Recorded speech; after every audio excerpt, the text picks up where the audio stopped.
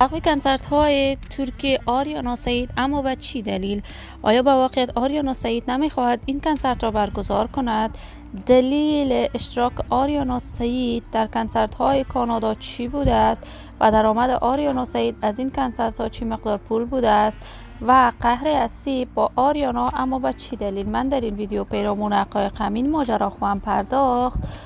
در ادامه با کانال دنیا اینفو باشید.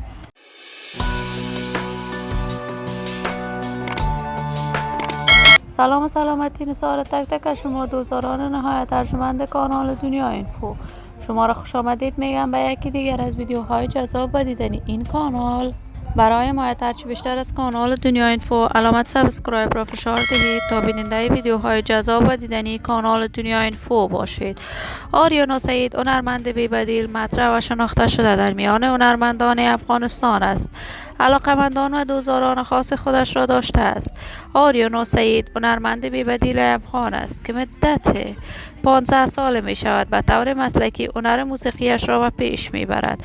آهنگ‌های بیشمار سروده است. اولین آهنگ آریانا سعید با جاوید شریف بوده است و آهنگ افغان پسرک آریانا سعید را به اوج شهرت موسیقی رساند. این هنرمند محبوب و بی‌بدیل افغان شهرت خوبی دارد. وی را می توان به هنرمند بین المللی افغانستان هم خطاب کرد. کنسرت‌های در سرتاسر جهان برگزار می کند.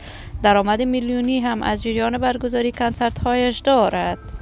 آریانا سعید تازه تصاویر در صفحات مجازی نشر می شود که وی با اسیب سعید نامزد و مدیر برنامه‌های کاریش درگیری لفظی انجام داده است و به همین دلیل آریانا سعید نمی خواهد کنسرتی که در ترکیه قرار است در تاریخ 3 دسامبر برگزار شود اجرا کند. اما مدیران برگزاری این کنسرت در حال گفتگو با آریانا سعید هستند. کنسل شدن این کنسرت ضربه بزرگ به شخصیت هنری آریانا سعید خواهد زد. اما ما انتظار خوشبختی و سعادت برای آریانا سعید با جمعی از هنرمندان افغان از بارگاه عزت الله ازال تمنا دارم.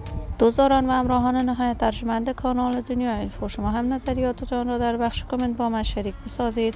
این ویدیو را با علاقه‌مندان و دوستان آریانا سعید به اشتراک بگذارید. اگر دوست دارید عضو کانال دنیا اینفو باشید، پس برای حمایت هرچی بیشتر از این کانال علامت سابسکرایب را فشار دهید تا ویدیوهای دیگر کانال من را از دست ندهید. تا درود دیگر، بدرود.